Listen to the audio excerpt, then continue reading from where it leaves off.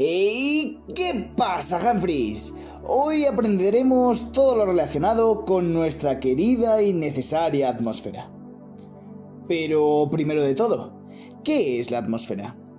Pues podríamos definir la atmósfera como la envoltura o capa gaseosa que rodea y cubre un planeta, especialmente el nuestro, la Tierra. Así, esta envoltura tan etérea está compuesta por dos tipos de componentes, los gases y las partículas en suspensión. Respecto a los primeros, es decir, los gases, encontramos una mezcla homogénea compuesta por nitrógeno en una proporción del 78%, oxígeno con un 21%, vapor de agua oscilando entre un 0,01 los días secos y un 4,2 en los días húmedos de lluvia, dióxido de carbono con alrededor de un 0,04%, argón en un 0,9% y la cantidad ínfima restante se encuentra repartida entre el resto de gases nobles, hidrógeno y ozono, los cuales completarían el 100%. Como así lo indica este diagrama de sectores. Por consiguiente, podemos evidenciar que el nitrógeno y el oxígeno componen el 99% de la atmósfera, es decir, su mayor parte. Ahora bien, respecto a las partículas en suspensión, podemos encontrar el polen, causante de esas alergias típicas de primavera que tampoco nos gustan, polvo, como las clásicas tormentas del desierto que, sorprendentemente, fertilizan y favorecen la vida cuando caen en el océano, y ceniza, siendo un ejemplo característico aquella noticia del 16 de octubre de 2017, el día que no amaneció en Asturias, debido a una enorme cantidad de incendios que provocaba una considerable cantidad de cenizas en suspensión. Considerando las proporciones de gases y la presencia de partículas, podemos deducir una cosa. Cuando se encuentran en cantidades perjudiciales, sean las mencionadas partículas o los conocidos gases, es cuando podemos hablar de contaminación. Bien, y ahora una preguntilla que se me viene a la mente. ¿Cuándo se originó la atmósfera? Pues el origen se remonta a los 4.400 millones de años. Momento en el cual el campo magnético terrestre nos protege del viento solar y nos permite conservar nuestros gases. Pero no podíamos hablar, por aquel entonces, de una atmósfera con oxígeno. Esta presencia de oxígeno se remonta a los 3.500 millones de años, empezando con la fotosíntesis. Y claro, ¿quién fue el organismo encargado de la fotosíntesis por aquel entonces? El protagonismo recae en un tipo de bacteria fotosintética llamada cianobacteria, la cual se agrupaba formando estos característicos cúmulos calizos que conocemos a día de hoy como estromatolitos. La acción de estas cianobacterias comenzó a liberar oxígeno, que por aquel entonces era tóxico para la mayoría de la vida existente, y por consiguiente no fue muy querido.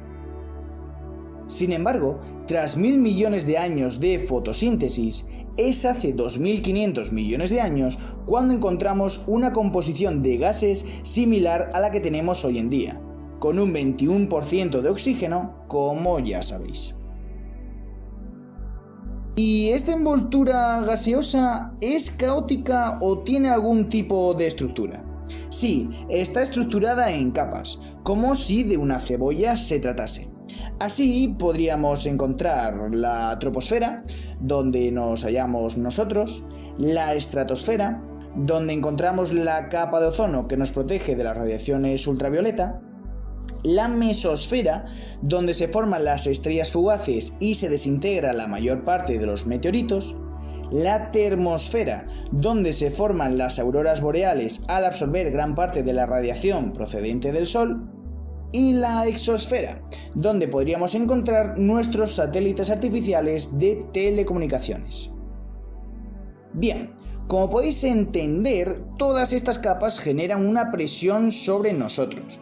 Por eso nos suena tanto el término de presión atmosférica, es decir, el peso que ejerce la columna de aire sobre nosotros. ¿Y el aire pesa? Sí, haced este fácil experimento. Coger una percha y atar 2 globos hinchados a cada extremo. Ahora pinchar solo uno de ellos. ¿Qué le ha pasado a la percha? Se ha inclinado, ¿verdad? Claro, has liberado todo el aire del globo deshinchado, haciendo que pese más el otro extremo.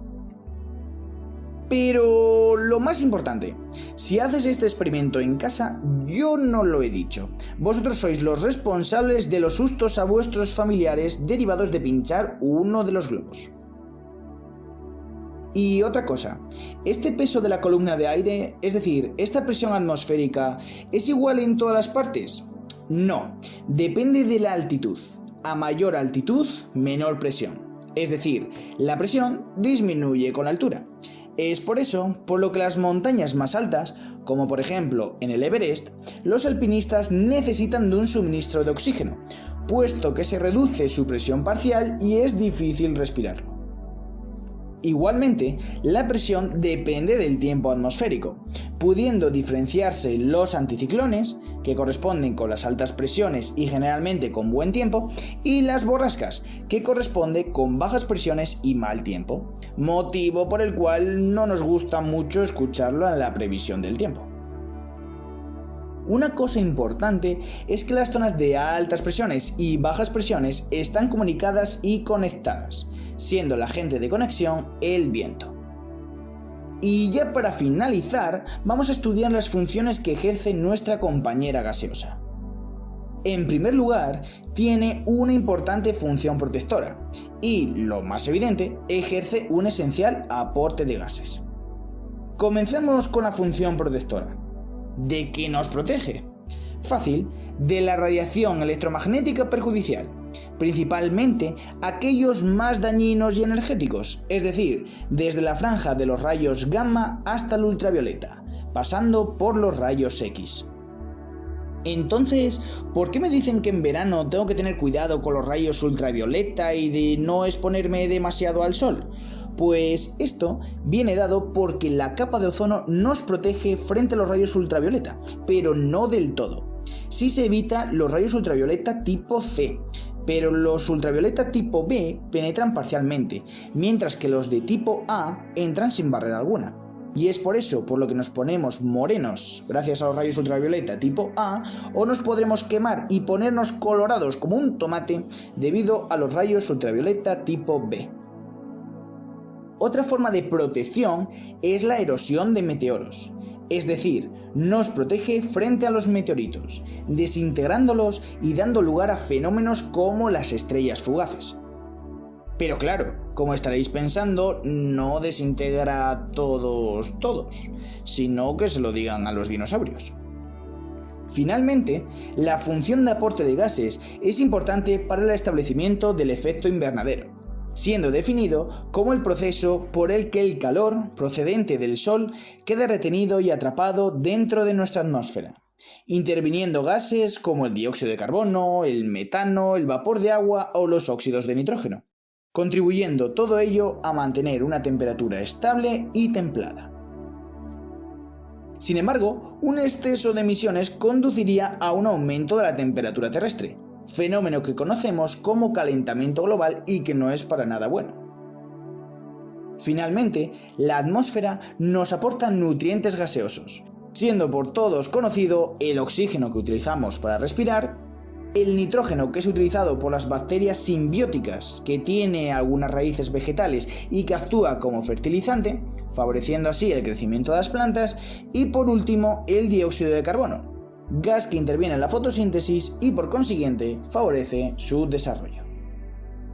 Y hasta aquí el vídeo de hoy, Humphreys. Esperemos que hayáis aprendido mucho y ya sabéis, lo único que pedimos a cambio es que respetéis la naturaleza y que estudiéis mucho. ¡Hasta la próxima!